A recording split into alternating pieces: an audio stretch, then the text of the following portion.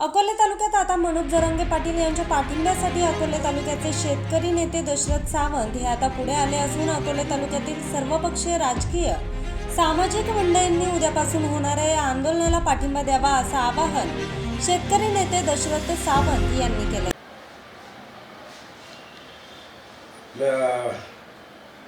महाराष्ट्रामध्ये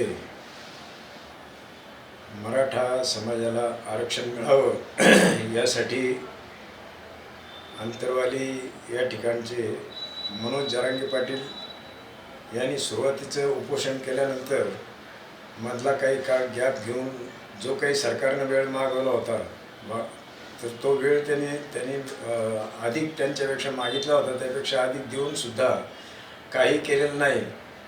आणि मराठा समाजाचे जे लाखांचे मोर्चे झाले अत्यंत शांततेनं झाले. त्यानंतरच्या काळामध्ये सुद्धा त्याला सुद्धा 4-5 वर्षे होऊन गेले. तेव्हा शांततामय मार्गानं केलेल्या चळवळींची किती दखल घेतात हे आता यांची परीक्षा झालेली आहे. आणि म्हणून अशा बाबतीमध्ये आता जो काही एक जरांगे पाटलांचा ह्या उपोषणाचा परिणाम म्हणून जी काही एक अतिशय संतप्त भावना मराठा समाजामध्ये निर्माण झाली ती वाया जाऊ देता कामा नये. आणि म्हणून मी तर कधीही जातीचं आरक्षण वगैरे याच्यामध्ये अजून पडलेलं नाही, परंतु शेतीची जी काही प्रामुख्यानं शेतकऱ्यांची जी अवस्था गेल्या 5-50 वर्षामध्ये या सगळ्याच राज्यकर्त्यांनी केली आणि त्याचा परिणाम म्हणून मराठा समाजामध्ये एवढी वाईट स्थिती आहे की प्रत्येक गावात गेलं तर 20-25 तरुण हे त्यांना मुली मिळत नाहीत. ग्रॅज्युएट झालेले असले तरीसुद्धा मुली मिळत नाहीत म्हणून त्यांचे लग्न व्हायचे राहिलेले आहेत. असे बिगर लग्नाचे 40-40 वर्ष वय ओलांडलेले सुद्धा तरुण अजून हे झालेले आहेत.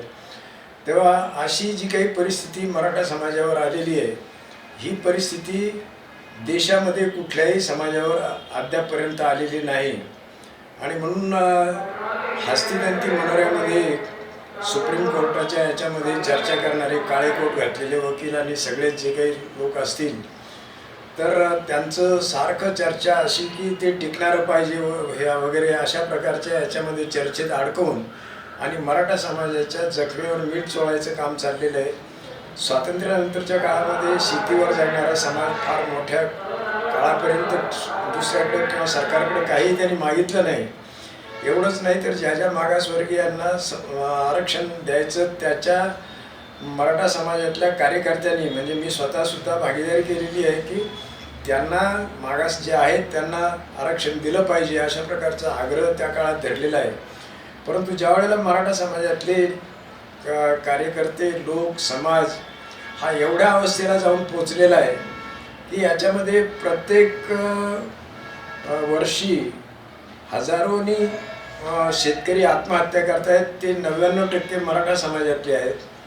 99% गावांमध्ये जे काही बिगर लग्नाचे मुलं तरुण आहेत आणि ते जर मागास सामाजिक नसतील तर मागास कुठल्याही जातीच्या मुली ते करायला तयार असताना कोणी त्यांना मुली देत नाही. अशा प्रकारची परिस्थिती जी काही ॲबनॉर्मल ओढवली ही सामाजिक मागासले तुम्ही आहात याचे पुरावे द्या असं मागणारे कोर्ट असेल किंवा अन्य कोणी जे कोणी लोक असतील घटनेच्या चौकटीत बसणारे त्यांना ही परिस्थिती बदललेली त्यांना हे पुरावे वाटत नाही का असा माझा सवाल आहे.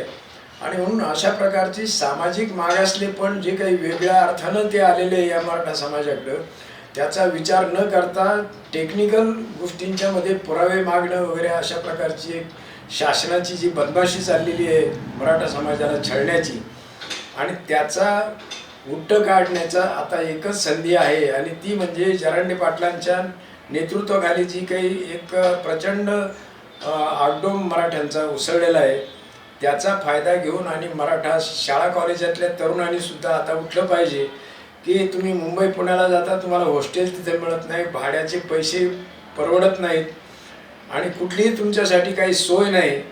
तेव्हा शाळा कॉलेजामधले तरुण असतील किंवा मराठा समाजातले जे कोणी लग्नाचे राहिलेले तरुण असतील किंवा अन्य जो समाज आहे जो दरवर्षी हजारोंच्या संख्येनं आत्महत्येला सामोरं जातोय.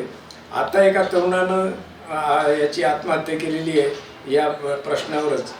आणि म्हणून हे किती दिवस तुमचं चालू राहणार.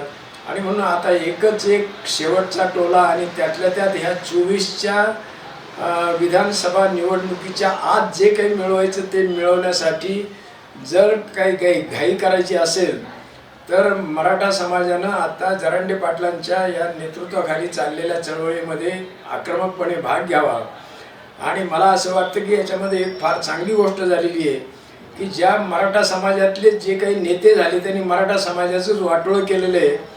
त्या वाटोळं करणाऱ्या मराठा समाजातल्या तथाकथित नेत्यांना या चळवळीमध्ये किंचितही स्थान नाही. आणि एक साधारण शेतकरी याच्यातला कुटुंबातला एक माणूस हा त्याच्या नेतृत्वस्थानी मानून आणि सर्व मराठा समाज त्याच्याबरोबर उभा राहतोय, ही एका अर्थानं फार चांगली आणि क्रांतिकारी घटना आहे.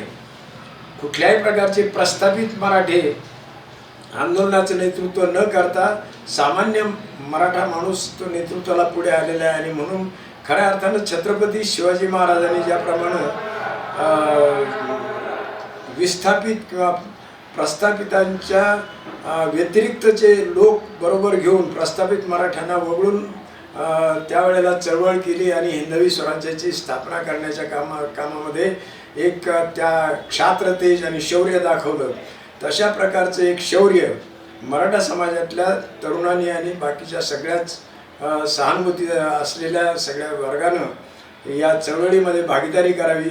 मी उद्या सकाळी तारीख आज किती उद्या 28 तारखेला अकोल्याच्या स्टँडवर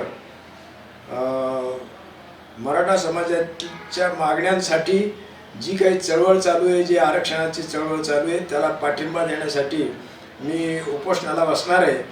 तेव्हा मराठा समाजातल्या अकोले तालुक्यातल्या प्रामुख्यानं तरुणा आणि मराठा समाजातल्या शेतीवर असलेले तरुण असतील किंवा बाकीचा समाज असेल, या सगळ्या मराठा समाजातल्या कार्यकर्त्यांनी लोकांनी आपला पक्ष काय आहे वगैरे हे न पाहता उद्याला इथं मी स्टँडवर सकाळी 11 वाजता उपोषणाला बसणार आहे.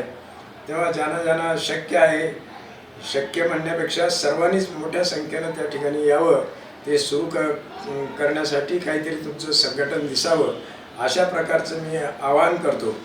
आणि हे एकदा निवेदन ऐकल्यानंतर आपण एकमेकाला सांगून उद्या सकाळी 10 साडेदहाच्या दरम्यान 11ला बसणार आहे, 10-10:30च्या दरम्यान अकोल्याच्या स्टँडवर आपण यावं अशा प्रकारची आग्रहाची विनंती करतो. जय हिंद, जय महाराष्ट्र. राज्यात अनेक ठिकाणी मराठा आरक्षणासाठी जरांगे यांच्या पाठिंब्यासाठी आंदोलने होत असून माजी महसूल मंत्री बाळासाहेब थोरात यांनी राहता या ठिकाणी चालू असलेल्या साखळी उपोषणास पाठिंबा दिलाय. उद्यापासून अकोले बसस्टँड जवळ मातोश्री मेडिकल जवळ जरांगे यांच्या पाठिंब्यासाठी आंदोलन असणार आहे. यामुळे अकोले तालुक्यातून या पाठिंब्यासाठी मोठा शेतकरी व युवक वर्ग येण्याची शक्यता वर्तवण्यात येते. अकोले तालुक्यात मराठा समाज हा मोठ्या प्रमाणात असून आपल्या मागण्या आंदोलनाच्या माध्यमातून तडीस नेण्याचा प्रयत्न केला जाणार असून उद्यापासून हे आंदोलन किती आक्रमक होणार आहे, किती दिवस चालणार हे पाहावयास लागेल. सह्याद्री एक्सप्रेससाठी प्रतिनिधी किशोर मोहिते, अकोले.